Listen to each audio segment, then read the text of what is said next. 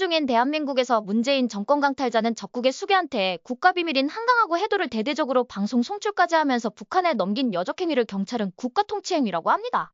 이뿐입니까? 도보다리에서 김정은이한테 건넨 USB 역시 국가비밀이 담겨 있었다고 합니다. 이에 오래전부터 보수단체에서는 문재인이를 여적행위로 고발을 했지만 지금까지 꽝거먹은 소식입니다. 그뿐입니까?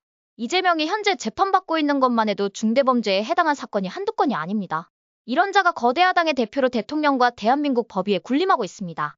이와는 정반대로 헌법에 보장된 대통령의 통치행위인 비상계엄은 국가내란이라 몰아붙이면서 지금 대통령 불법 체포를 위해 한남동 대통령 관저에 장갑차와 경찰특공대까지 동원한다는 시나리오가 나돌고 있습니다. 대한민국 국민 여러분, 이쯤 되면 이 자들은 돌아올 수 없는 강을 스스로 건넌 겁니다. 지금 벌어지고 있는 상황만으로도 왜 윤석열 대통령이 계엄령을 선포할 수밖에 없었는지 충분한 정황 증거가 될 수 있습니다. 상황이 지금처럼 혼란의 소용돌이 속으로 휘몰아칠수록 대통령의 지지율이 고공행진을 한다는 건 국민의 민심은 이제 윤석열 대통령과 함께한다는 증거입니다. 아무리 악독한 반국가 세력이라 하더라도 민심을 거스를 수는 없습니다. 왜냐면 국민이 곧 나라이기 때문입니다. 이처럼 반국가 세력들이 자신들의 뜻과 다른 방향으로 상황이 전개되면서 지금 이들은 몹시 당황하고 있습니다. 반국가 세력의 사냥게임이 증명된 공수처의 오동훈한테 반국가 세력은 총알바지가 되라고 합니다. 전과자 정청래는 윤석열 대통령이 사형을 당할 거란 황당한 말을 거침없이 쏟아내고 있습니다. 이런 모든 정황들이 이자들이 당황하고 있음을 보여주고 있는 증거입니다. 모든 게임에서 승자는 저런 조급함을 보이지 않기 때문입니다.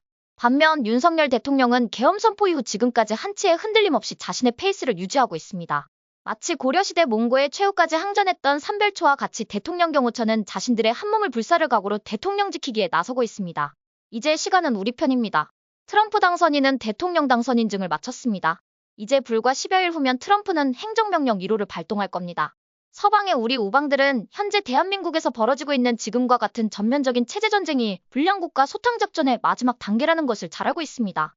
그러기에 윤석열 대통령은 여유가 있는 겁니다. 계엄 이후 단 한 번도 우리 자유진영은 반국가 세력들에게 불리하거나 위태로운 적이 없었습니다. 외관상 그렇게 보인 것뿐입니다.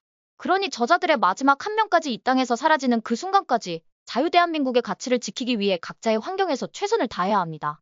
이제 반국가 세력에 동참한 모든 자들에겐 국가 전복 세력으로 규정하고 저는 헌법에서 정한 법의 심판을 받게 해야 합니다. 어떠세요? 시청자 여러분도 저와 생각이 같으신가요? 그럼 좋아요하고 구독 한번 꼭 부탁드릴게요. 시청해주셔서 고맙습니다. 전 리포터 헬이었습니다.